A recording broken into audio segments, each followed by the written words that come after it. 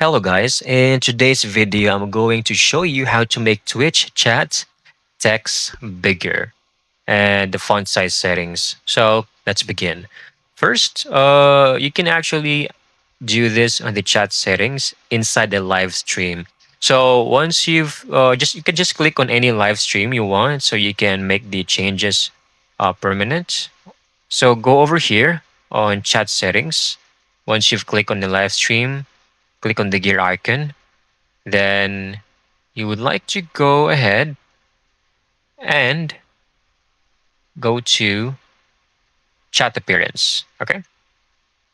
Now, right here, this is the default that you're currently seeing right now whenever you make an account and interact with Twitch. If you want to make this bigger, you simply click here or make it big as big as you can. As you can see, the chat is now okay. It's a big boy now. So I'm just going to put this back on default because I want it to be uh around this. Yeah, that's perfect for me. But this is actually how you can easily change the font size in your Twitch chat live stream.